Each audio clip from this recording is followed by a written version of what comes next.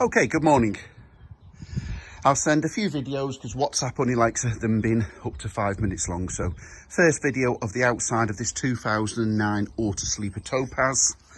So walking down the passenger side, we've got the fuel filler cap here. Diesel, of course.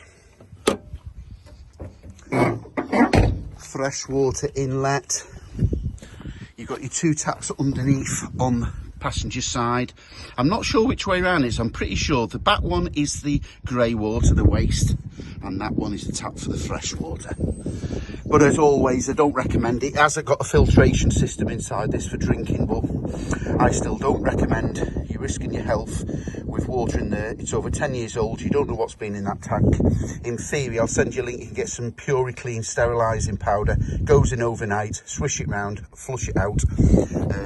That'll prevent any smells, and in theory, get it as clean as possible. Even then, I wouldn't recommend it. In my own motorhome, we just carry a 3 litre bottle of water for drinking water and take it with us. Okay, round the rear, nothing much to show you there. You've got the reverse camera sensor there. I've put you another, so you didn't have one in, so you've got a full Cala gas bottle 3.9, and I'm glad to report Cala, a bit difficult to open these, Cala are back now supplying the 3.9s because last year they stopped doing that size, so we had to go down to a camping gas 907, which were half the gas fill and twice as expensive. So you're back on Cala 3.9.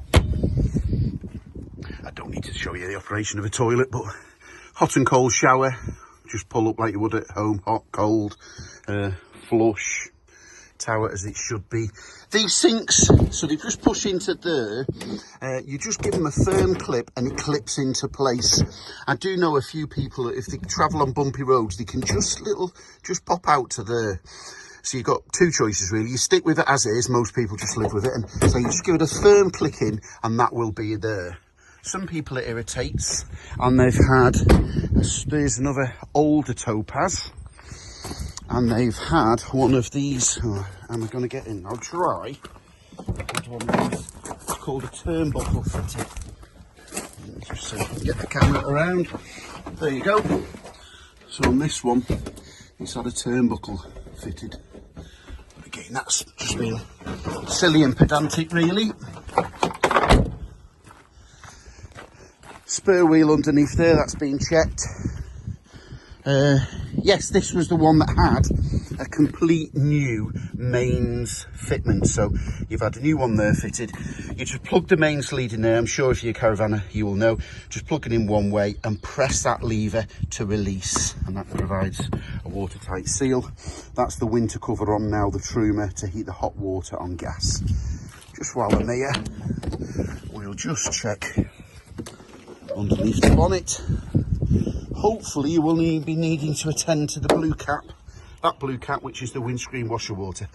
That's been checked for antifreeze, so you're all set up for the year. That's your expansion tank. So that should just be about halfway. Oil filler dipstick, oil filler, brake fluid filling cap, and power steering filler cap. But hopefully, as I say, that's the only one that we should be intending to. Leisure batteries there, and I'll show you, that's the engine battery rather, and I'll show you the leisure battery inside. Okay, next video. So walking inside, I've just got the passenger seat up to show you. So we're plugged in on mains now, so that will do 2 things. If you're plugged in at mains before you go away, it's got your leisure battery, which is situated there in front of the hot water boiler, in tip-top condition, so you can see that light's on, and that is the mains control box. Fuse is inside that panel, and that is on, so that's charging the leisure battery now off the mains, but of course that will also charge when you're driving. While I'm down here, to heat the hot water on gas, spindle around there, on and off, so that's to heat the hot water on gas if you're wild camping or off the grid or at the beach. And to heat the hot water on mains, you just switch it on there.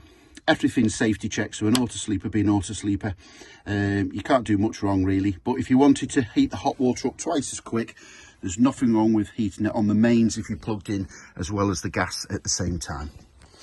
But there's nothing under there that you should be attending to. Everything should run itself. That's the hot water, as I say, so that'll heat off the gas on that switch and the mains off that switch. Just putting that across. Eberspatch, I'll put that on now. Just 3 buttons. Basically, you just do the top 2 buttons on and off. Next door is grinding something, so I'll just close the leisure door for the noise. Switch it on there. So that's literally on and off. These Eberspatcher diesel heaters don't like being switched on and off quickly, or else they might need a reset. That's the thermostat. Generally, everyone leaves it on. Now, with these, you switch it on, and it takes about a minute to go through its safety cycle and cycle up. And then that will blow hot air through that vent, and that's using the diesel from the fuel tank. So we'll just leave that on for now.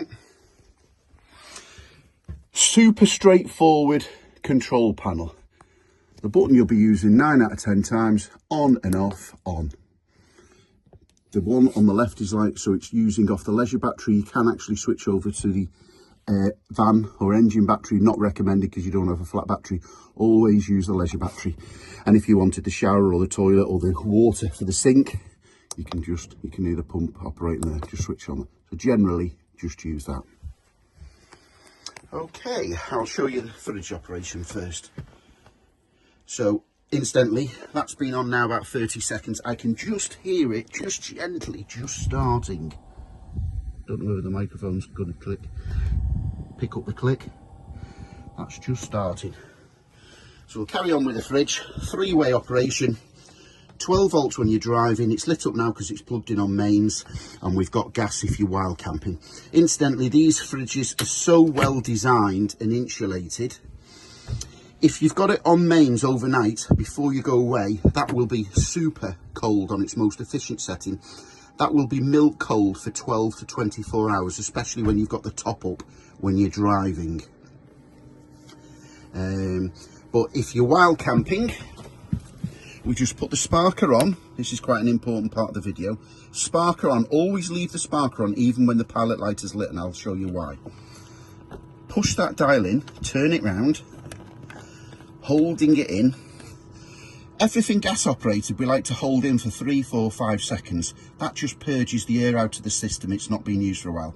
So if it's not been used for a couple of months or so, you might have to do this sequence 2 or 3 times just to purge the air out of the system. Now the pilot light, the gas is on, I've let go.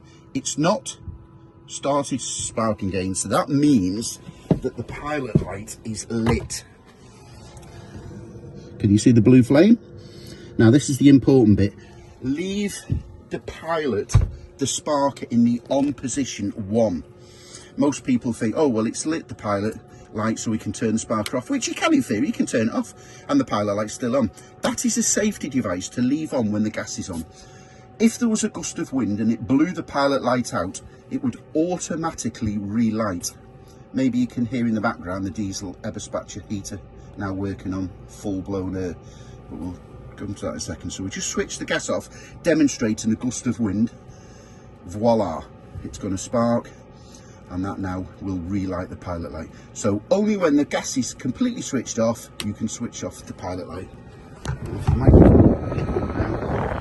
can say he's now blowing hot air. So now that's cycled up. It'll only take a couple of minutes, 5 minutes, 10 minutes maximum to heat this size camper. Just switch to 0. Now when you switch to 0 again, it won't automatically switch off. So it takes about a minute to cycle down, go through its safety procedure, and that is now switched off. Next video. So control panel is on, so we're just going to do the lights. So we've got 1 light here at the back, we've got 2 lights here. So this one here just operates that light. This button here operates the one on the passenger side. We've got 1 light in the bathroom, wet room. Now we've got 2 lights in the roof. The amount of people that say, oh, it's not working, and it's got an override button, so you don't have to reach up. So this override button on the front, if I can get the video in, can I get the camera to show you both?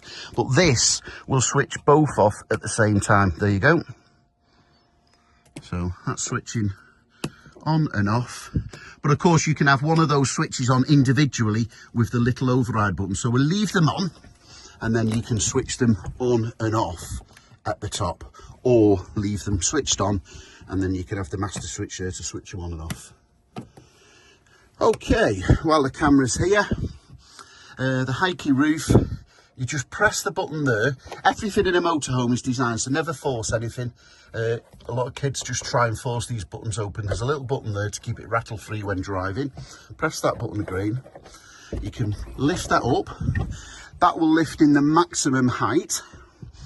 You've got 3 settings. You can put that handle now to pull it down, or you can put it across there. So you've even got little catches there, latches, and then you've got a couple of inch ventilation. Or we can push it right over again, pull it down, pull that up into click place, and then you can actually have it on that setting. Now that will be rainproof. In other words, if it's raining, you won't get any raining, but you've just got that little bit of ventilation. I'm sure as a seasoned caravanner, you know storage and condensation's a leisure vehicle's worst nightmare. So that's back into place now, and that's click clunk. And of course, you've got the fly net just there. And you've got the blackout blind that clicks into place. Okay, next video. Not much more to show you really. Can't be any more straightforward. Hob operation, right hand side. Press that button when we've got the electric on you. Yeah, it's tricky to, you can see, but it's tricky to do it with the camera. Again, if that's not been operated for a couple of months or a while, you might have to hold that in and click that a few times to get it to light. And that's what we're looking for. A nice blue flame. Anything other than the blue flame, 9 times out of 10 it'll just be a bit of debris or crumbs in there, so just a quick clean and a blowout. Okay, same operation for grill. So we just turn it around, push it in the gas, press that spark. It just takes a few times, so you've not used it for a while, and then that will be the grill. Just storage space underneath the hob. Again, storage space, suppose that's the important one. Wine bottles can be carried down there. Extra storage space, that just clicks into place. Extra storage space underneath the kitchen sink, and room for your knives and forks. So as I say, on this one, it's got that one, which is for a filter for drinking water. I still would not recommend that. Hot and cold kitchen sink, and that will be an alarm for a smoke detector or something. That's again, over here you've got room there to put cups in and dishes, etc. Similar cupboard above the side, which has got some wine glasses in and some paper plates. Coming through to the kitchen, the gallery, the wet room. So those just come out of place, and that clicks into place there for privacy.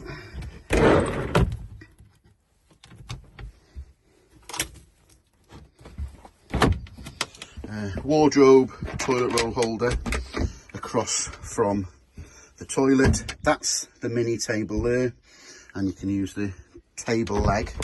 I'll show you where that is in a second. Extra storage there. Soap dispenser. As I say, that's fine. It just clicks into place. Just a force click. If you just leave it like that, it'll just wiggle around. Just an extra force, and that's it. That's about it for there. What else was I going to show you? So above here, you've got the main large table with the large leg, and that will go into place there. Or that smaller table will go into position there. If you wanted a separate table, of course, you've got the ability to have 2 tables. Underneath here, the last owners left you some high-vis jackets and a few accessories. You've got the seat belt there, and that table leg there for the little one, which will spin round left and right, should be in its rightful place. Voila, it's here in the cupboard, which is doubled up as the wardrobe. There's a hanger. Incidentally, the gas bottles there, 9 times out of 10 you'd go outside, lift the tailgate and you would access the gas bottle. Clockwise is off, so turn it clockwise and that will switch the gas bottle off. So 9 times out of 10 you do that. If it was blowing a gale or raining and you didn't want to show you another concertina blind there, if you didn't want to go outside and turn the gas off, you can turn them and isolate them individually or just go off here. So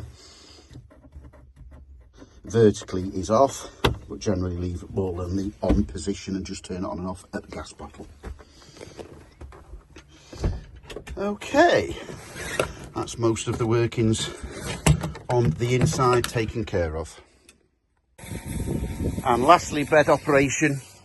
So you've got that lever there, press that lever down, that will bring the side sofa across, that'll bring that over across. That back cushion then drops down into the filling cushion. On the front seat here, the single one, press that lever there, that will bring that across and that will flop back into place. You can actually, both seats are swivel, so there's a little lever there at the front on both seats. That takes a bit of juggling around to get it completely. I can't even demonstrate it on a video, but you've got to pull it forward, twist that, pull forward and jiggle it, and pull that around the steering wheel, and then that will be a reverse. And then you've got a couple of little cushions to take that curvature out, just little filling cushions that go over there, and then they can turn around into 2 singles or 1 large double. I'll send you a picture of the bed setup.